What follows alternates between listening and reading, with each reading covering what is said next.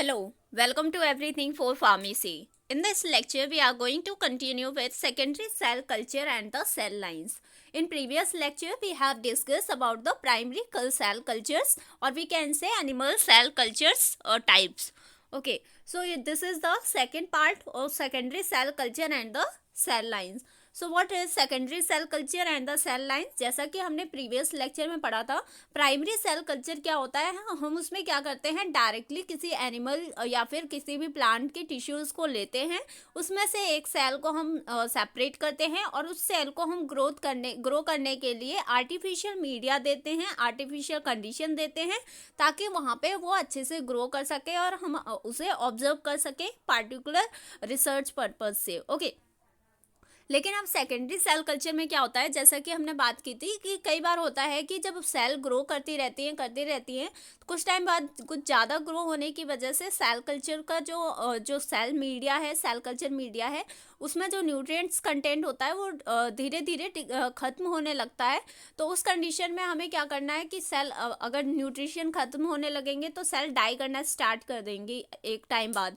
तो इसलिए हम उस चीज़ को प्रिवेंट करने के लिए सेकेंडरी सेल कल्चर करते हैं, ताकि वो सेल भी सर्वाइव कर जाए और जो एक्स्ट्रा सेल है उन्हें हम सेपरेट अलग मीडिया में फिर से उन्हें रख के ग्रो करवा सके। So when a primary culture is सब कल्चर, जब प्राइमरी कल्चर को हम सब कल्चर करते हैं तो हम उसे सेकेंडरी सेल कल्चर कहते हैं, या फिर सेल लाइन्स भी कहते हैं, सब क्लोन भी कहते हैं। Okay, the process involves removing the growth media and dissociating the adult cells usually enzymatically.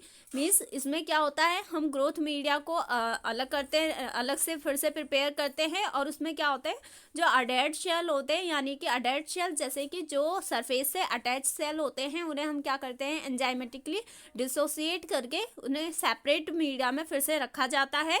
सब culturing of the primary cells to different division lead to the generation of the cell lines.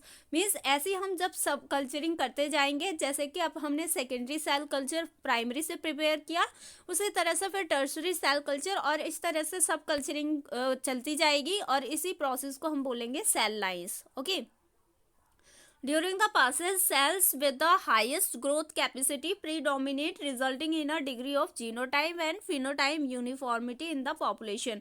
और इस तरह से cell पास होता जाएगा और highest growth capacity उनकी जब कंप्लीट होगी तो क्या होगा, उनके जो जीनोटाइप और फिनोटाइप वो दोनों चीज़ें सेम ही होंगी, चाहे पॉपुलेशन कितनी भी हो। ओके, उनकी पॉपुलेशन का जो जीनोटाइप और फिनोटाइप यानी कि जेनेटिक कैरेक्टर और फिनोटाइप यानी फिजिकल कैरेक्टर जो होंगे वो सेम होंगे। Okay, however as they are subculture serially they become different from the original cell। लेकिन हम यहाँ पे जब हम सीरियली लाइन वाइज उन्हें सब कल्चर करते जाएंगे, लेकिन यहाँ पे डिफरेंस आएगा कि वो अपने ओरिजिनल सेल से डिफरेंट होंगे थोड़ा।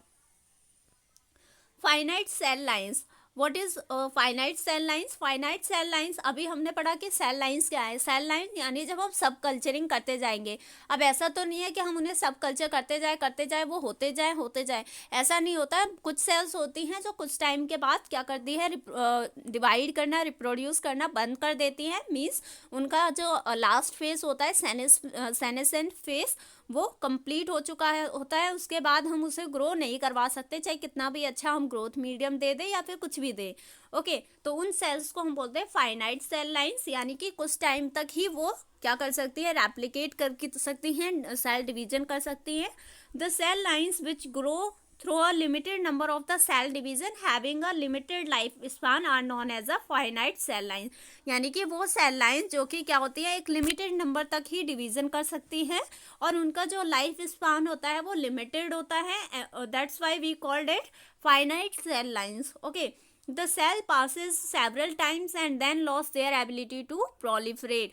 जैसा कि मैंने बोला कि जब ये सब कल्चरिंग हम करते जाएंगे, एक टाइम बाद क्या होगा, एक टाइम बाद होगा कि जो उनकी प्रोलिफरेशन की एबिलिटी है वो खत्म हो जाएगी, लॉस हो जाएगी, which is genetically determined by the event known as a senescence. Means उनका एक सेनेसेंट लास्ट फेज होगा, जिसके बाद वो क्या होंगे, मल्टीप्लाई नहीं कर पाएंगे, डिवाइड नहीं कर पाएंगे। ओके, यहाँ पे देख सकते हैं which is genetically determined event known as a senescent, means एक टाइम बाद हम पासिस करते जाएंगे, मतलब सब कल्चरिंग करते जाएंगे और कुछ टाइम बाद क्या होगा, उनका लास्ट फेज आ जाएगा जिसे हम बोलते हैं senescence phase. Cell lines derived from the primary cultures of the normal cells are finite cell lines. जो सेल लाइन्स हमें प्राइमरी सेल कल्चर से मिली है वो फाइनाइट सेल लाइंस होंगी, मीन्स उनका जो लाइफ स्पैन होगा वो लिमिटेड होगा।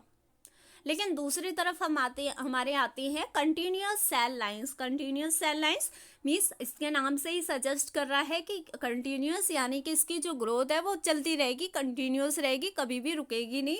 जैसे कि एग्जांपल में हमारे कैंसर सेल्स होते हैं। Okay, when a finite cell lines undergo transformation and acquires the ability divide indefinitely, it becomes a continuous cell line. जब हमारी फाइनाइट सेल लाइंस क्या होती हैं, उनमें कुछ चेंजेस होगा, कुछ चेंजेस जेनेटिक चेंजेस होने की वजह से वो कैंसर सेल में कन्वर्ट हो जाती हैं और अल्टीमेटली वो उनमें ये एबिलिटी आ जाती है कि वो डेफिनेटली मतलब कि वो डिवाइड करती चली जाती हैं और इसी को हम बोलते हैं कंटिन्यूअस सेल लाइंस।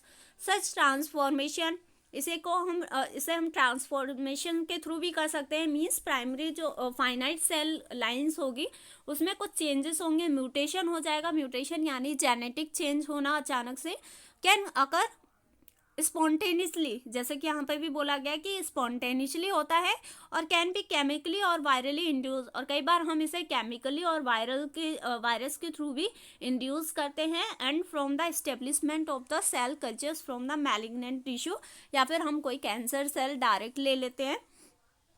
तो इस तरह से ये हमारा क्या होता है, कंटिन्यूअस सेल लाइंस होता है जो कि कंटिन्यूअस ग्रोथ करते चला जाता है। हम कितने भी सब कल्चर कर लें उनकी ग्रोथ कभी भी स्टॉप नहीं होती। These cells are less adherent, और ये लेस एडेरेंट होते हैं यानी इन्हें किसी सरफेस की ज़रूरत नहीं होती है, ये इंडिपेंडेंट ग्रो करते हैं, फास्ट ग्रोइंग होते हैं, फास्ट ग्रो करते हैं, less fastidious in their nutritional requirements, means इन्हें ज़्यादा न्यूट्रिएंट की रिक्वायरमेंट भी नहीं होती है, इन्हें लेस न्यूट्रिशन के रिक्वायरमेंट्स होती हैं, able to grow up to higher cell density, और बहुत ही ज़्यादा हाई डेंसिटी तक इनकी ग्रोथ हो सकती है। And different in the phenotypes, अपने फिनोटाइप्स में इनमें डिफरेंस होता है from the original tissue, means अपने ओरिजिनल टिश्यू से बहुत ही ज़्यादा डिफरेंट होते हैं ये। Such cells grow more in suspension, और ये कैंसर सेल ज़्यादातर क्या होते हैं, सस्पेंशन फॉर्म में ग्रो करते हैं, यानी कि किसी सॉल्यूशन में इन्हें सस्पेंड करके अगर रख दिया जाए तो ये बहुत ही फास्ट ग्रो होते हैं, इन्हें किसी सरफेस की ज़रूरत नहीं होती है। They also have a tendency to grow on top of each other in multi layer on culture vessel surface, और इनके पास ये भी एबिलिटी होती है कि एक सेल के ऊपर एक ग्रो करता चला जाएगा और कई लेयर बना के ये ग्रो कर सकते हैं।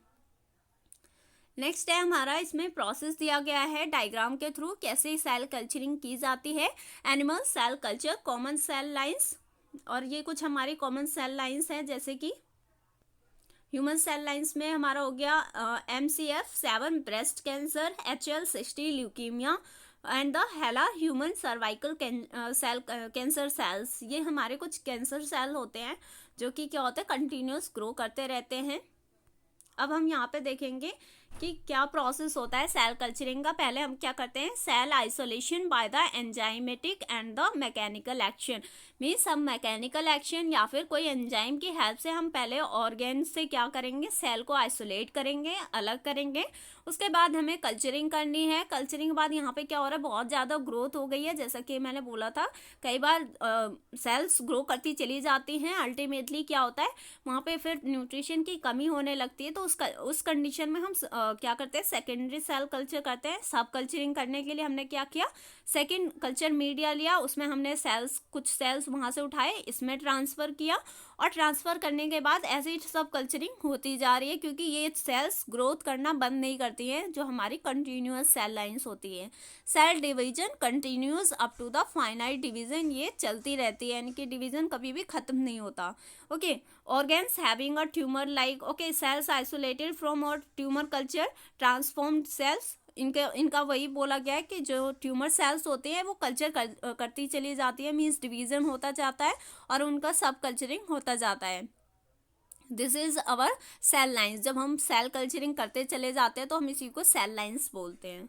Okay, in next lecture we will discuss about what are the methods of animal cell culturing. Thank you so much.